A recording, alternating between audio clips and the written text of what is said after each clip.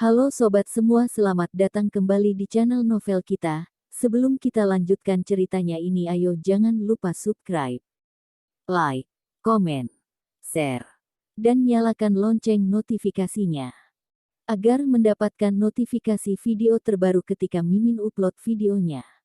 Istri yang dimanja, bab 188 Sejarah Gelap Media Sending. Amanda Mu mendengar ucapan ini, menoleh melihat Ricky Mo. Meskipun Amanda Mu tidak tahu kapan kakek Mo membujuk Ricky Mo, meminta dia agar kembali ke perusahaan Mo, tapi ucapan James Gu, Amanda Mu mengerti. Dia melihat Ricky Mo sejenak, baru dengan pelan berkata, "Kamu sebenarnya dari awal sudah berencana kembali ke perusahaanmu. Hanya saja terus tidak menyanggupi kakek, sengaja agar kakek datang mencari aku meminta aku membujuk kamu, benar tidak?" Tidak menunggu Ricky Mo berbicara, Amanda Mu melanjutkan bicara. "Seperti ini, kakek akan respect terhadapku." Beberapa kata terakhir, Amanda Mu berhenti sejenak baru mengucapkan. Ricky Mo tertarik mendengar ucapan Amanda Mu kemudian melihat Amanda Mu. Lanjutkan bicara, "Masih ada lagi. Bagaimana kamu tahu kakek pasti akan mencari aku membujuk kamu?" Saat dia dan Ricky Mo pulang ke kediaman keluarga Mo, kakek meskipun bukan tidak menyukai dia, tapi tidak bisa dikatakan sangat suka juga. Apalagi sepanjang hidup kakek seorang yang hebat. Orang seperti apapun kakek pernah bertemu, Amanda Mu seorang gadis kecil, kalau bukan karena menyandang status istri Ricky Mo, kakek juga tidak akan memandang dia sedikitpun. Satu kalimat Ricky Mo langsung membenarkan pemikiran Amanda Mu. "Dia tidak mencari kamu. Masa mau mencari anaknya membujuk aku?" Ricky Mo menyipitkan mata, nada bicaranya datar tidak seperti sedang membicarakan ayahnya, seperti sedang membicarakan seorang yang tidak ada hubungannya. Dikatakan seperti ini, kelihatannya memang benar seperti itu. Hubungan Ricky Mo dan Herman Mo begitu tegang, kakek Mo tentu sedikit banyak juga tahu sedikit, kalau dibandingkan, hubungan Amanda Mu dan Ricky Mo lebih dekat. Karena benar-benar tidak ada orang lain lagi, kakek Mo baru mencari Amanda Mu.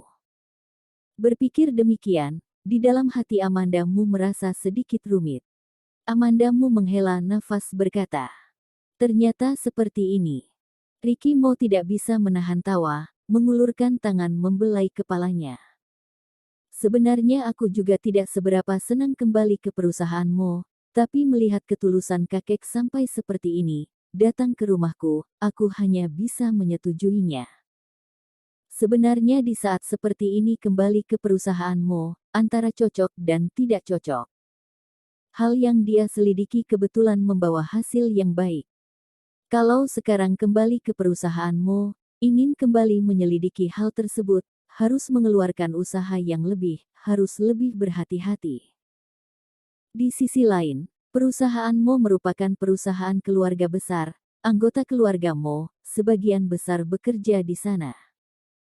Saat itu dengan adanya kasus ibunya kalau benar-benar putus hubungan dengan keluarga Mo, maka, dia kembali ke perusahaan Mo juga merupakan suatu kesempatan, bisa membuat dia makin mudah dalam menyelidiki anggota keluarga Mo.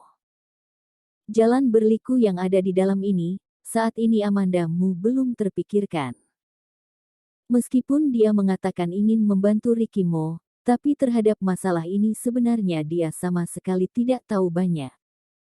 Saat Ricky Mo berbicara, pergelangan tangannya diletakkan di belakang punggung Amanda Mu yang bersandar di sofa. Mereka berdua duduk sangat dekat, tidak ada gerakan yang lebih mesra, tapi atmosfer yang mereka berdua keluarkan membuat seakan tidak ada seorang pun yang bisa masuk ke dalamnya. Sebagai seorang yang lajang, James Gu yang melihat merasa sangat menarik perhatian. Sudahlah, kalian jangan mengumbar kemesraan seperti ini, melihatnya membuatku pusing.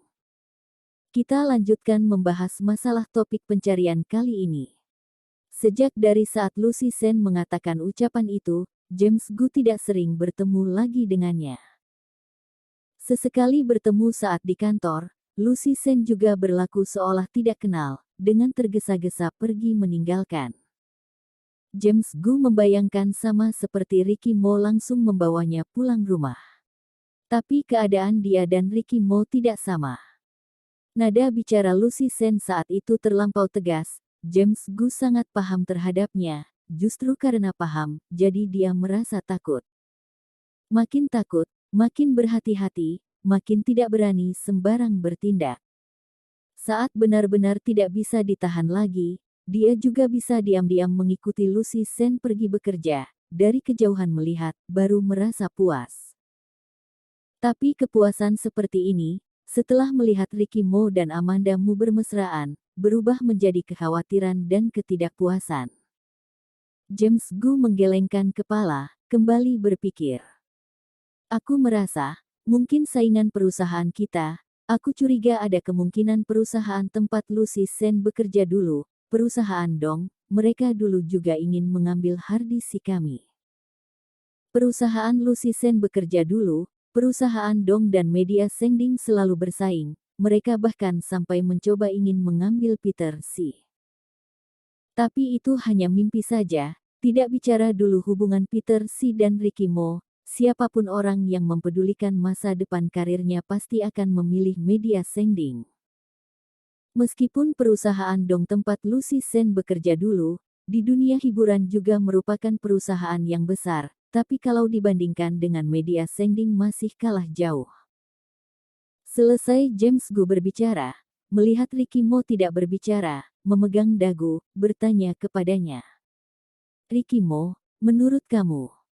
Ricky Mo berpikir sejenak, berkata. Bisa coba menyelidiki ke arah sana. Selesai berbicara, dia kembali seperti teringat sesuatu. Belum bisa menghubungi kakak besar. Belum, tempat itu buruk sekali. Dari awal kami tidak setuju dia pergi ke sana, tapi dia masih ngotot ingin pergi. Sinyal saja tidak ada, saat ini masih belum bisa kembali. Mengungkit masalah ini James Gu sedikit emosi. Peter Si ini biasanya mudah dinasehati. Tapi begitu bertemu dengan hal yang sangat ingin dia lakukan, dia menjadi sangat keras, keras seperti kepala sapi, mau ditarik bagaimanapun juga tidak bisa ditarik kembali. Ricky Mo mengerutkan kening, tidak berbicara.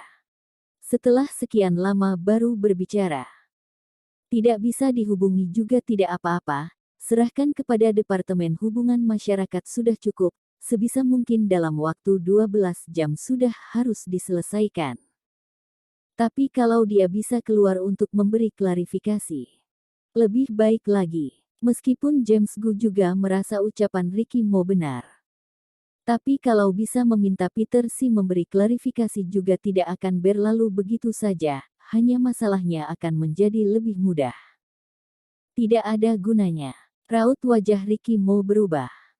Sekarang komentar netizen bukan tertuju pada kakak besar, melainkan tertuju pada media Sengding. Kalau meminta kakak besar keluar saat ini untuk memberikan klarifikasi, akan membuat mereka merasa media Sengding yang memaksa kakak besar. Amanda Mu mendengar sambil mengerutkan alis, sepertinya tidak peduli mau melakukan apa, tidak bisa menghentikan mulut orang-orang itu. James Gu tidak tahan mengeluarkan kata-kata makian. Sial. Kalau begitu apa yang harus kita lakukan? Masalahnya sudah sampai sekarang. Sudah 3 jam. Di internet terus tersebar berita itu. Beberapa jam lagi, akan ada warganet yang mengupas sejarah hitam media Sengding. Tidak peduli apa itu benar atau tidak, mereka tidak akan peduli, tetap yang akan dirugikan adalah media Sengding. Ricky Mo menganalisa dengan raut wajah yang datar, tidak ada kecemasan sedikitpun. Belakangan ini tekanan yang diterima James Gu sangat besar, begitu mendengar ucapannya ini, seluruh tubuhnya kembali kaku. Masalah seperti ini bukan sekali dua kali, hanya saja kali ini masih menyangkutkan Peter Si dan Amanda Mu, jadi lebih merepotkan. Departemen Hubungan Masyarakat seharusnya melakukan apa biar mereka melakukan, aku pulang dulu. Selesai Ricky Mo berbicara, dia menarik Amanda Mu keluar. Di belakang terdengar teriakan James Gu. Sialan, Tuan Muda Mo, kamu tidak peduli dengan masalah ini kah? Aku sendirian tidak bisa mengatasi. Amanda Mu merasa kali ini suara James Gu terdengar sangat putus asa. Amanda Mu tidak tahan berdeham dingin, dengan suara pelan bertanya. Kamu benar-benar tidak peduli. Bersambung.